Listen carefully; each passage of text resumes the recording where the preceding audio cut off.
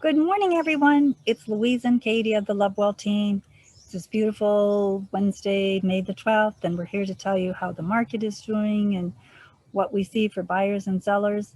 So Katie's going to take it away by showing you, I think about 4 or 5 cities and how they're doing compared to this year and last year. Take it away, Katie. Okay, so we'll begin with Castro Valley. If you look at this in the middle here, the average sales price last year in April was $1,043,000. This year it's $1,252,000. And you look at inventory down here. This year there's 133 homes that have sold compared with 132 last year. So Castro Valley actually inventory is pretty level, but this is not the case for most other cities we are seeing. So if we move on to Hayward, the average sales price last year was $777,000. The average sales price this April is $964,000.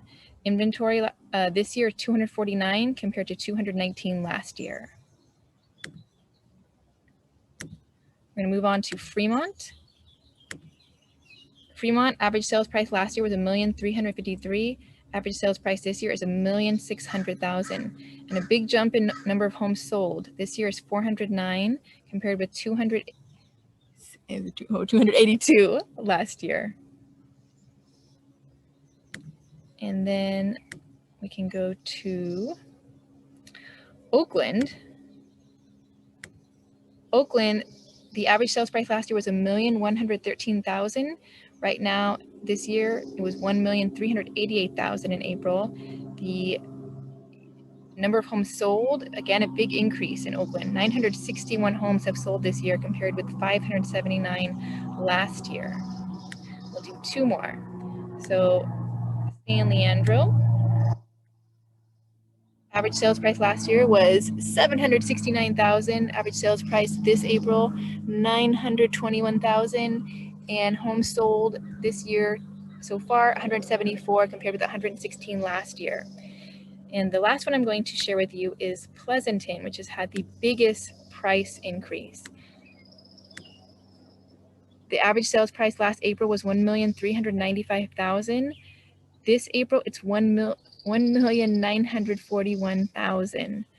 And again, inventory is greatly up. 256 homes have sold so far this year compared with 140 at this time last year. So that's what I wanted to share. And Louise is going to kind of talk about what it takes to buy in this market. That was pretty mind-boggling, especially Pleasanton. That was like $600,000. Yeah, that was amazing. So to be a buyer, and like when we see the offers come in on our listings, like the last one in Fremont and the last one in San Leandro, in both cases, most of those buyers, especially in the one in Fremont, they were like not all cash, but they had no loan, no appraisal, no physical inspection, which means that basically contingencies, which means that basically they're buying it. They're putting up that deposit, the money's going into escrow, and they're going to close out that escrow just usually around 30 days, which seems pretty average.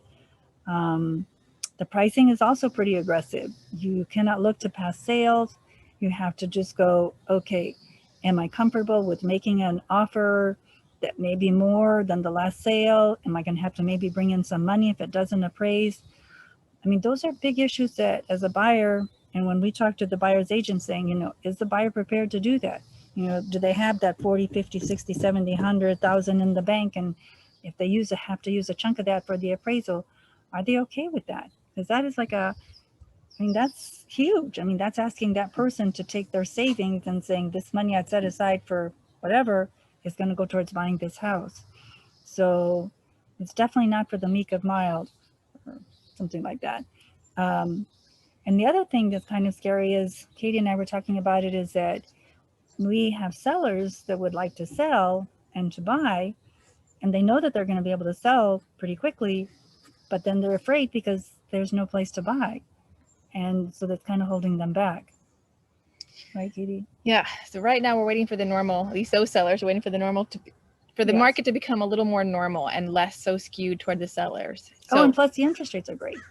They're right. Still great. Right. If you can do all those things, the buyer, you're still going to get really good interest rates compared to historically what it was before. Exactly. but you have to be willing to go above and beyond, and you can't, there's no testing the market. If you want to buy something, you need to be very aggressive with the terms of your offer. Very aggressive with all those contingencies, and then you're just kind of throw the fate to the wind and say, if it doesn't appraise, I'm willing to bring in $20, $30, $40, $50,000, which is a pretty big leap of faith.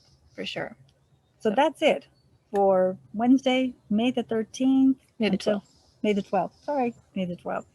Until we talk to you again in about a month. Bye, everybody. Stay well. Stay well.